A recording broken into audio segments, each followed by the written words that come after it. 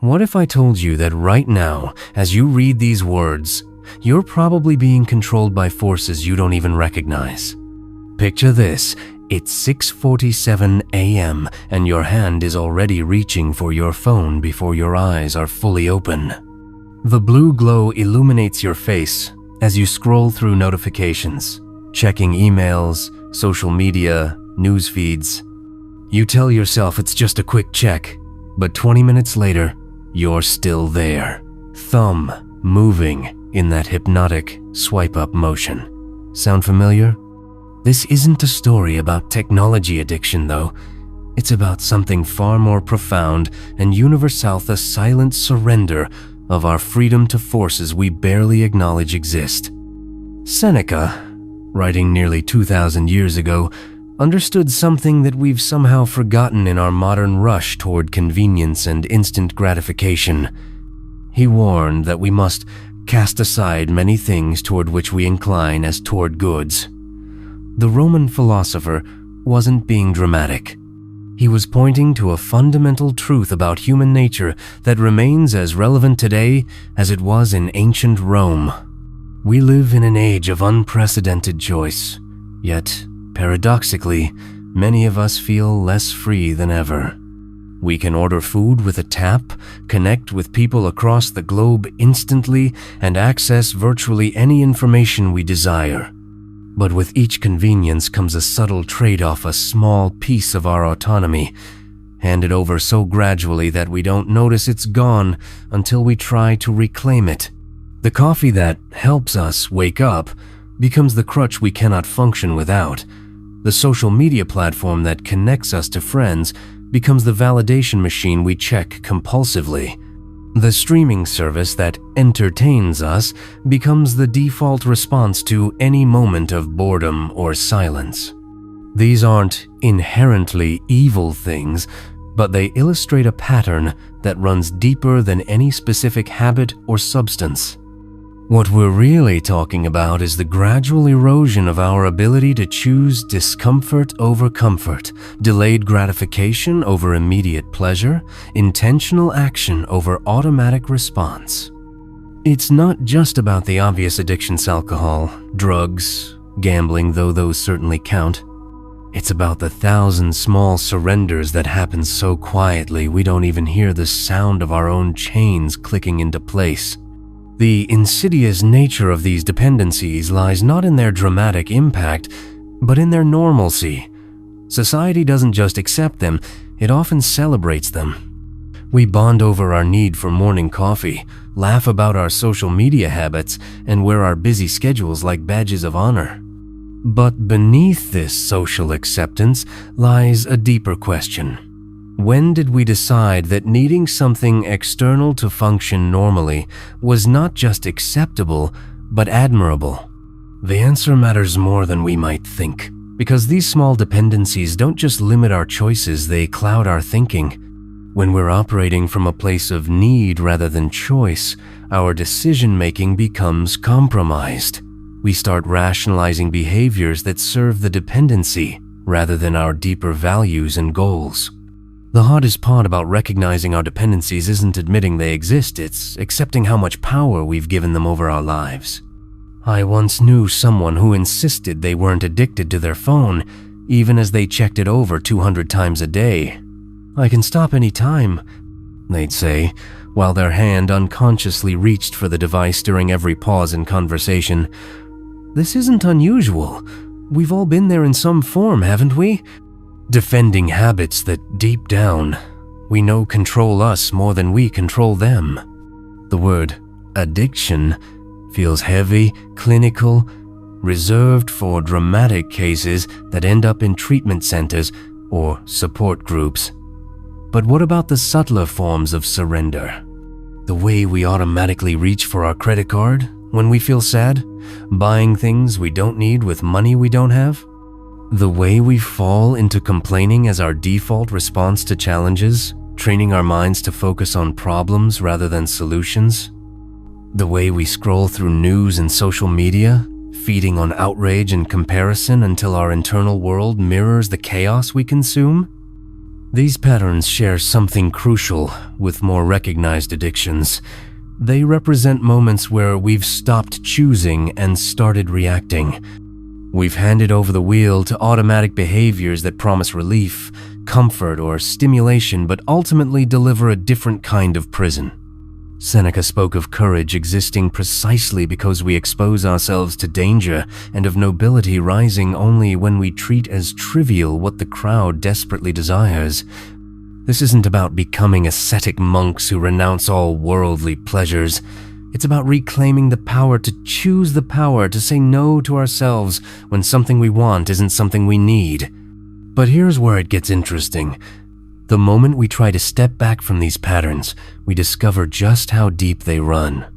Try going a day without checking your phone unnecessarily. Try having a difficult conversation without immediately complaining about it to someone else afterward. Try sitting with boredom without reaching for entertainment. The discomfort you feel isn't just withdrawal, it's the sound of your authentic self trying to breathe again. This discomfort is valuable information. It shows us where we've been using external things to manage internal states that we're perfectly capable of handling ourselves. Every time we reach for something to avoid feeling restless, anxious, bored, or uncertain, we're training ourselves to believe we can't handle these normal human experiences without help. The path forward isn't about eliminating all pleasures or conveniences from our lives.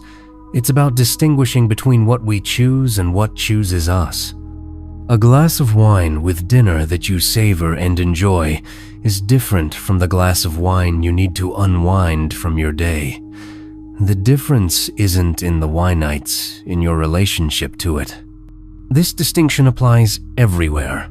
The difference between enjoying social media and compulsively checking it, between appreciating material comforts and needing them to feel okay, between using tools to enhance your life and depending on them to function. The key is developing what we might call dependency awareness, the ability to notice when something stops being a choice and starts being a necessity.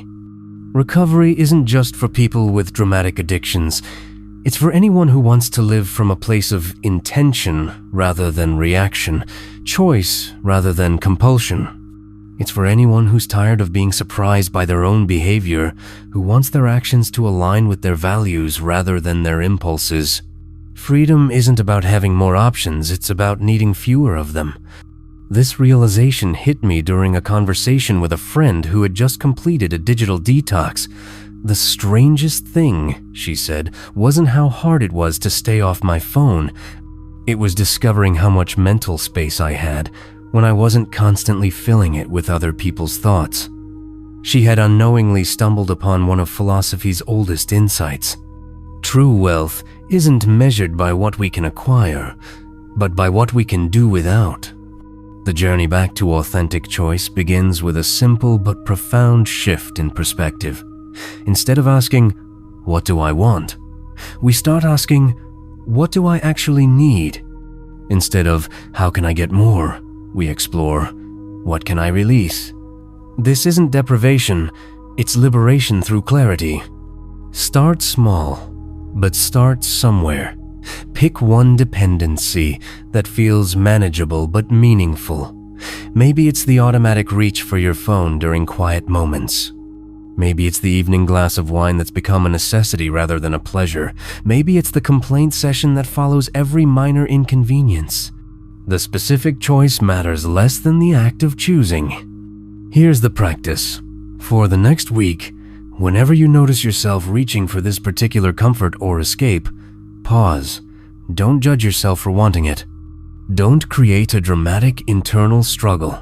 Simply acknowledge the impulse and sit with whatever feeling prompted it. Boredom, anxiety, restlessness, sadness. Notice that these feelings, uncomfortable as they might be, won't actually harm you. They're just weather patterns in the landscape of human experience. What you'll discover is remarkable. Most of the things we think we need, we don't actually need.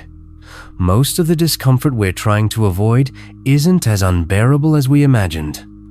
And most importantly, our capacity to handle life's ordinary challenges is far greater than our habits have led us to believe.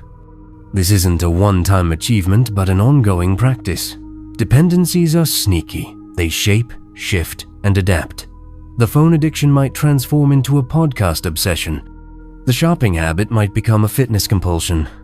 The key is maintaining that awareness. Seneca wrote about the ability to recognize when we're inclined towards something as if it were a good, even when it's actually diminishing our freedom. The ultimate goal isn't to become invulnerable to all dependencies. That's neither possible nor necessary. It's to develop what we might call conscious dependency. The ability to use things without being used by them, to enjoy pleasures without being enslaved by them, to engage with the world from a place of choice rather than compulsion. There's something deeply satisfying about knowing you can walk away from anything that doesn't serve your highest good, not because you hate it or fear it, but because you're free to choose. That's the courage Seneca was talking about, not the absence of desire, but the presence of choice in the face of desire. In a world designed to capture and hold your attention, to create and exploit dependencies, the simple act of conscious choice becomes a radical form of self-respect. Every time you pause between impulse and action, every time you choose discomfort over automatic comfort, every time you remember that you are not your cravings or compulsions, you reclaim a piece of your authentic self. The most beautiful thing about this journey is that it compounds. Each small act of conscious choice builds your capacity for larger ones. Each moment of freedom from unnecessary dependency strengthens your ability to engage with life from a place of genuine intention rather than reactive habit. You are not what you consume, what you scroll through, what you reach for in moments of discomfort. You are the awareness that can observe these patterns, the consciousness that can choose differently, the being who remembers that true satisfaction comes not from having more, but from needing less to be fundamentally okay. That recognition changes everything.